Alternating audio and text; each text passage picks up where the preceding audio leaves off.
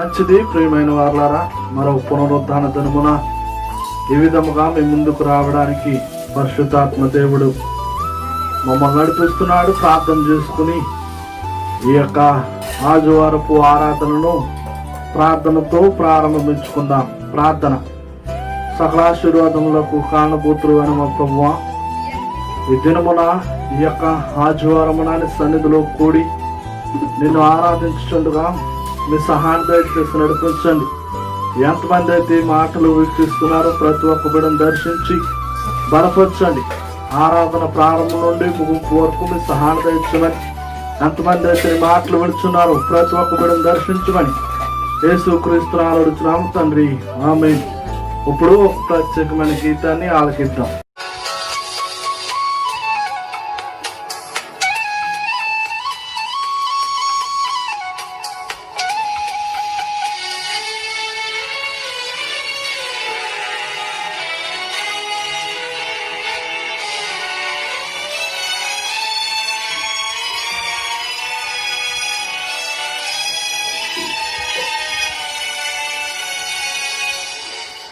పాటిదాననయా నన్నెంతగా హెచ్చించుటకు నేనెంతటి దాననయా నాపై కృప చూపుటకు. ఏ పాటిదాననయా నన్నెంతగా హెచ్చించుటకు నేనెంతటి దాననయా నాపై కృప చూపుటకు. నా దోషము భరించి నా పాపము క్షమించి నన్ను నీలా మార్చుటకు కలువరిలో మరణించి ప్రేమించే ప్రేమమయుడా నీ ప్రేమకు పరిమితులేవి. కృప చూపు కృపగల దేవా నీ కృపకు సాటి ఏది. ఏ పాటిదాననయా నన్నెంతగా హెచ్చించుటకు నేనెంతటి దాననయా నాపై కృప చూపుటకు.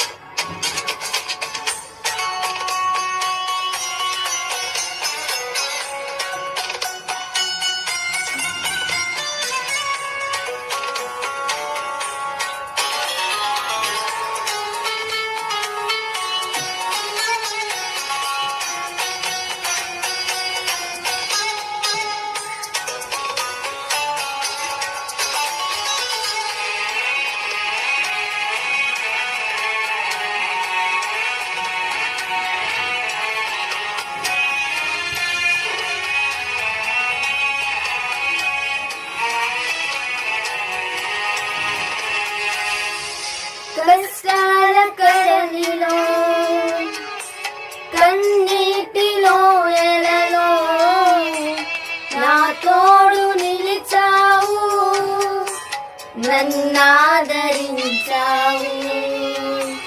కష్టాల కడలిలో కన్నీటిలో ఎలలో నా తోడు నిలిచావు, నన్నాదరించావు.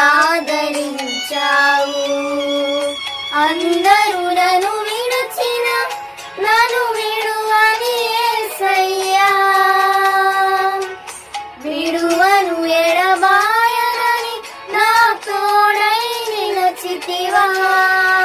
ప్రేమించే ప్రేమమయుడా నీ ప్రేమకు పరిమితులేవి. కృప చూపు కృపగల దేవా నీ కృపకు సాటి ఏది. ఏ పాటిదాననయా నన్నెంతగా హెచ్చించుటకు నేనెంతటి దాననయా నాపై కృప చూపుటకు.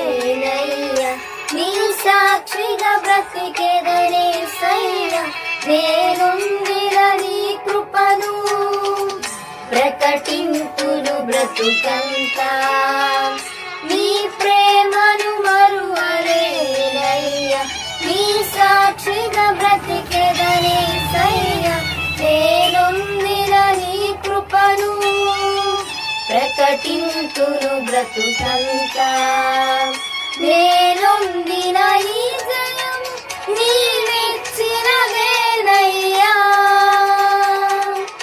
నీవిచ్చిన జీవముకై స్తోత్రము యేసయ్యా ప్రేమించే ప్రేమమయుడా నీ ప్రేమకు పరిమితులేవి కృప చూపు కృపగల దేవా నీ కృపకు సాటి ఏది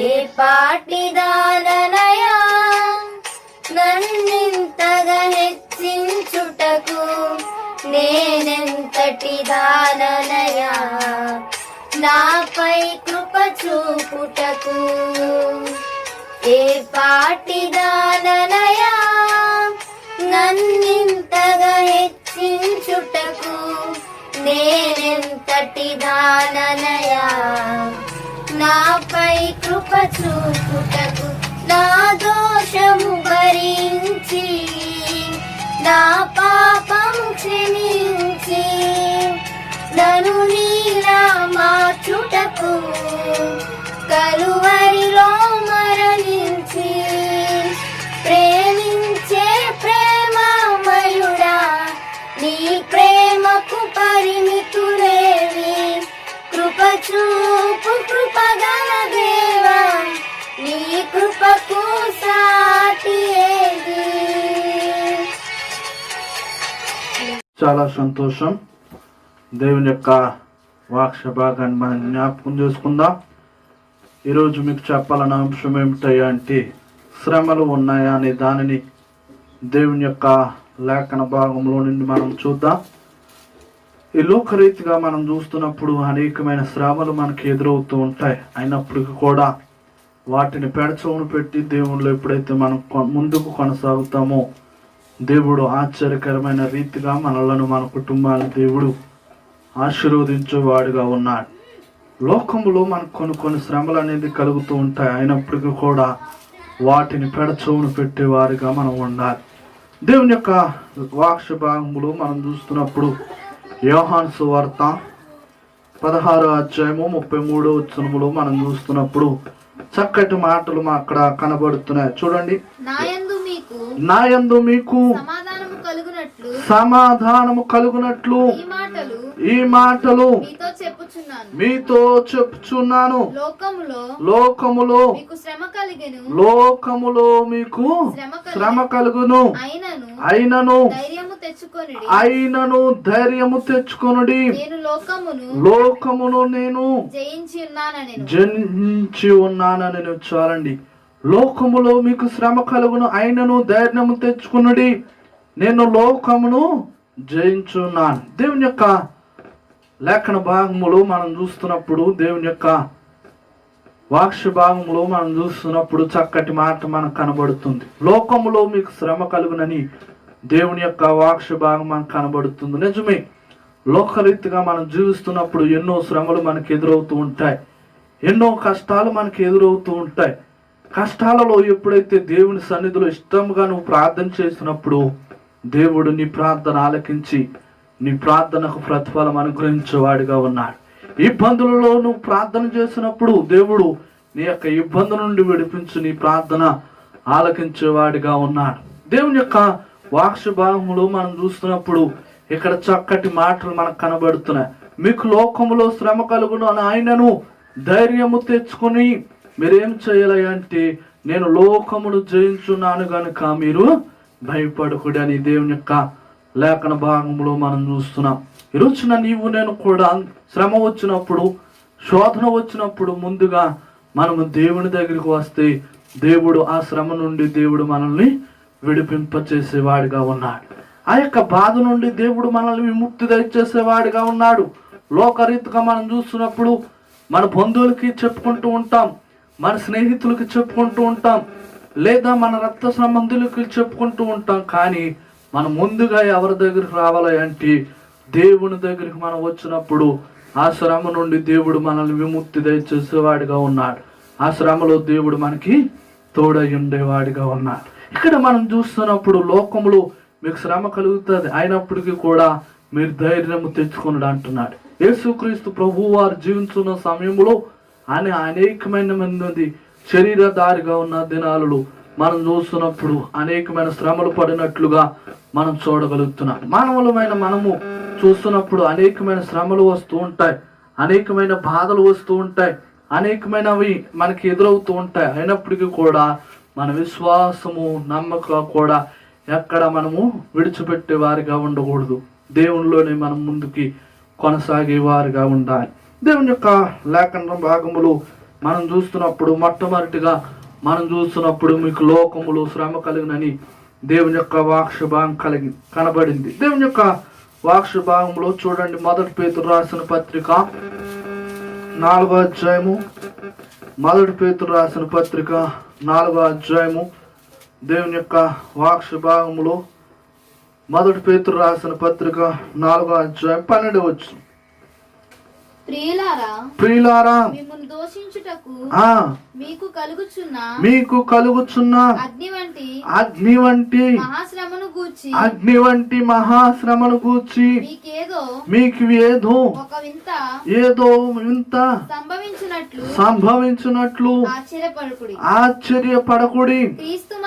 క్రీస్తు మహిమ బయలుపరచబడినప్పుడు మీరు మహా ఆనందముతో సంతోషించి నిమిత్తము క్రీస్తు శ్రమలలో మీరు పాలువారై ఉన్నందున సంతోషించుడి. చాలండి.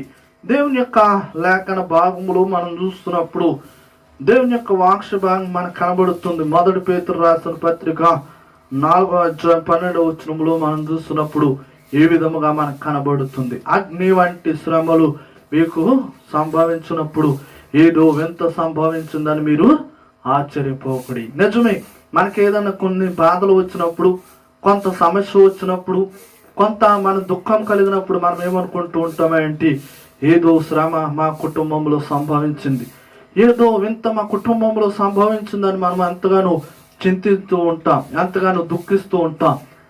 కానీ ఆ యొక్క శ్రమ వచ్చినప్పుడు మనం ఏం చేయాలి అంటే క్రీస్తు శ్రమలో పాలువారై ఉన్నామని మనం ఏం చేయాలి, గుర్తిరిగే వారిగా ఆ శ్రమలోని దేవునికి ప్రార్థన చేసేవారిగా ఉండాలి.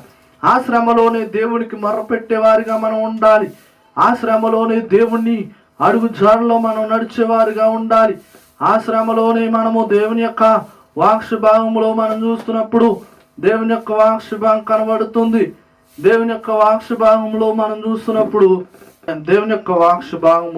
చూస్తున్నప్పుడు ఇక్కడ మనం చూస్తున్నప్పుడు ఏదో వింత సంభవించిందని మీరు ఆశ్చర్యపడకుడి. దేవుని యొక్క శ్రమలో పాలువారై ఉన్నారని మీరు గుర్తెరుగుడని దేవుని యొక్క లేఖన భాగంలో మనకు కనబడుతుంది. నిజమే, దేవుని యొక్క లేఖన భాగంలో మనం చూస్తున్నప్పుడు చక్కటి మాటలు దేవుని యొక్క వాక్ష భాగంలో నుండి మనకు కనబడుతున్నాయి.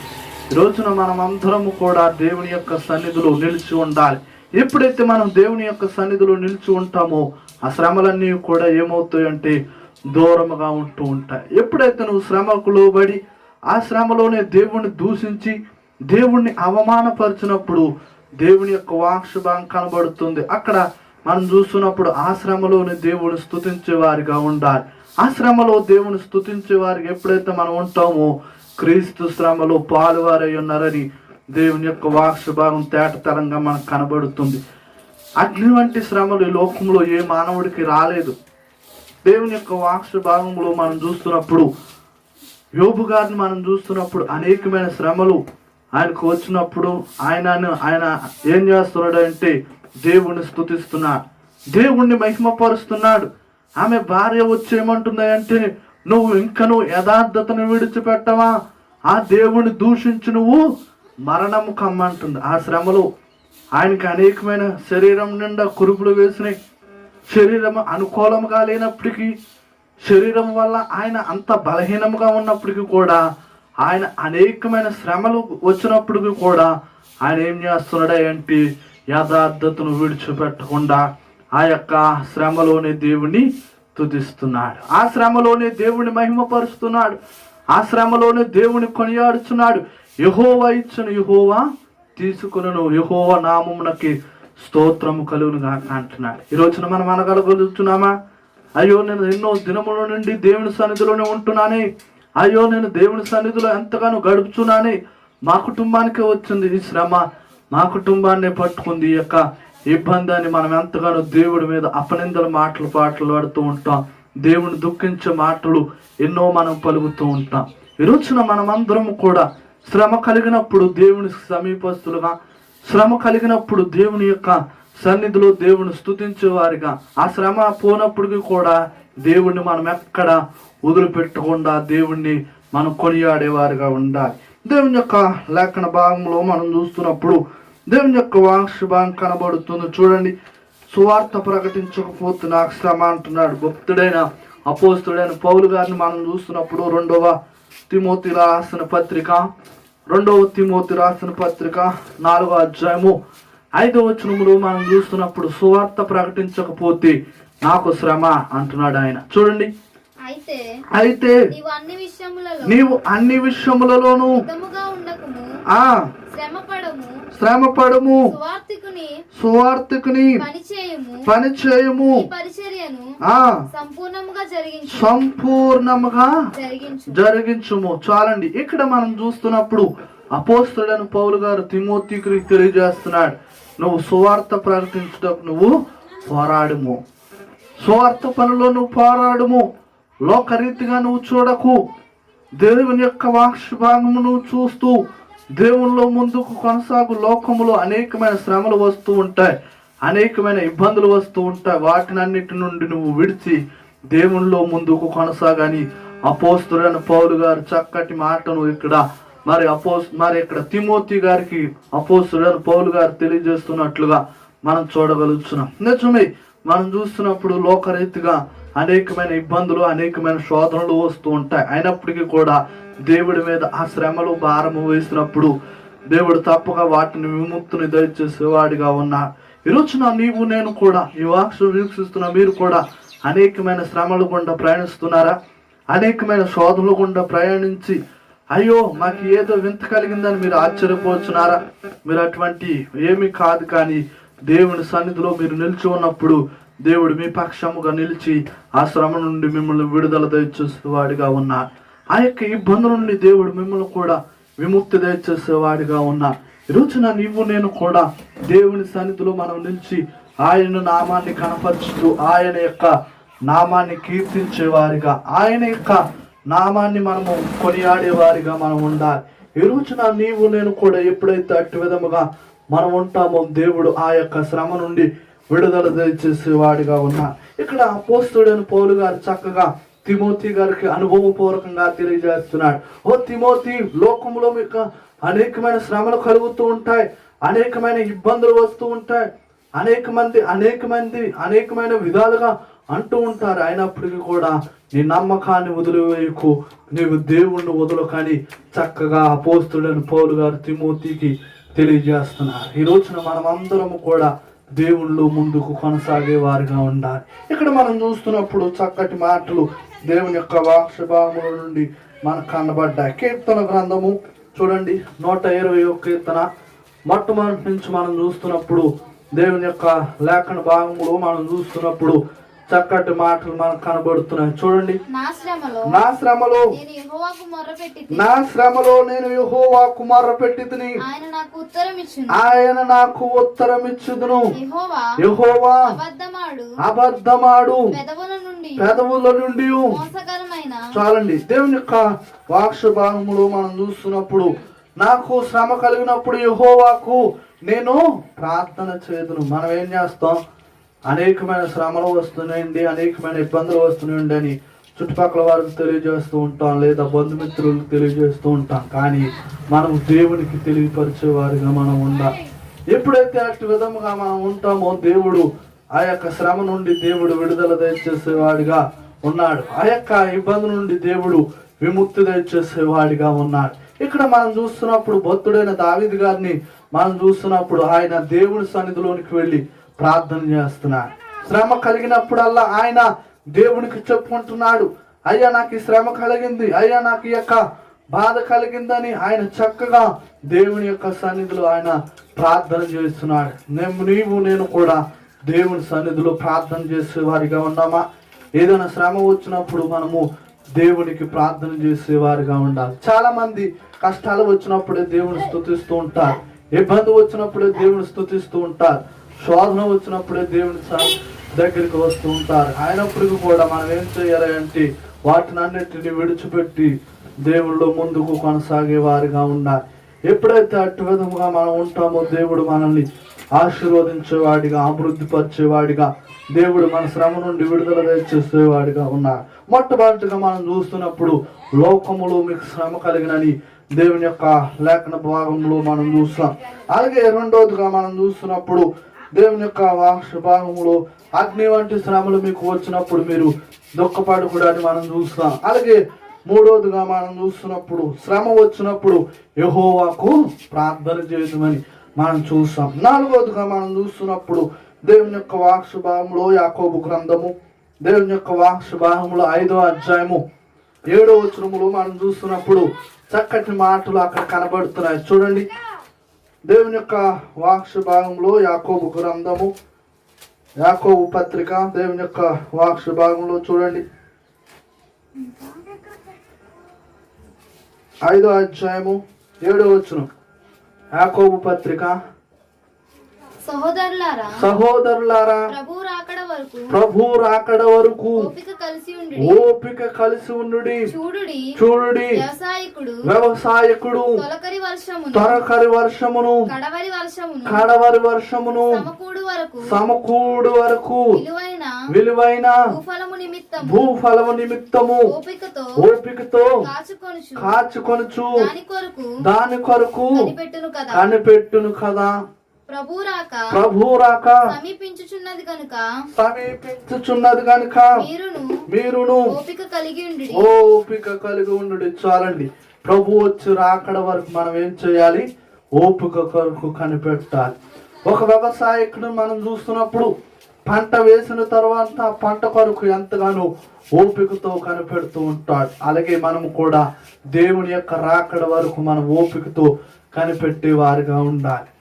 వానలు వచ్చినప్పటికీ, అనేకమైన ఇబ్బందులు వచ్చినప్పటికీ కూడా ఆ వ్యవసాయకుడు ఏం చేస్తాడు అంటే ఆ పంట ఎప్పుడు చేతికి వస్తుందా, ఎప్పుడు నా యొక్క మరి కష్టము, నా యొక్క ఇబ్బంది తీరుతుందని ఆ యొక్క వ్యవసాయకుడు చూస్తూ ఉంటాడు. అదే విధంగా ప్రభు వచ్చి రాకడ వరకు మనం నమ్మకంగా దేవునిలో ముందుకు కొనసాగే వారిగా ఉండాలి.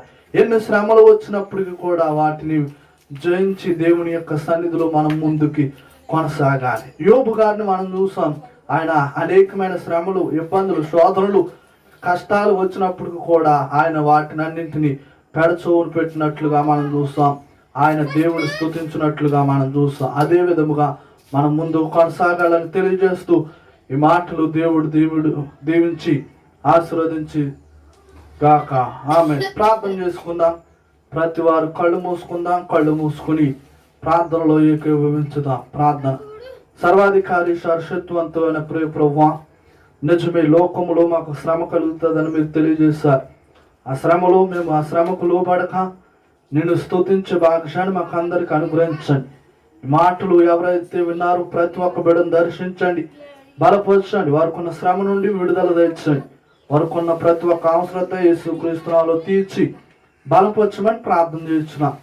ప్రభువా, మీ దీవెన ఆశీర్వాదం ప్రతి ఒక్క బిడ్డకు అనుగ్రహించమని యేసుక్రీస్తునామములో అడుగుతున్నాము తండ్రి. ఆమేన్. మంచిది. ప్రియమైన వారలారా, మీ ప్రార్థనా అవసరతలు తెలియజేయవలసిన మా ఫోన్ నెంబర్ 9603884100. ఈ నెంబర్ కాల్ చేసి మీ ప్రార్థనా అవసరతలు తెలియజేయవలసిందిగా కోరుచున్నాం. దేవుడు మిమ్ములను, మీ కుటుంబాలను దేవుడు దీవించి ఆశీర్వదించును గాక. ఆమేన్.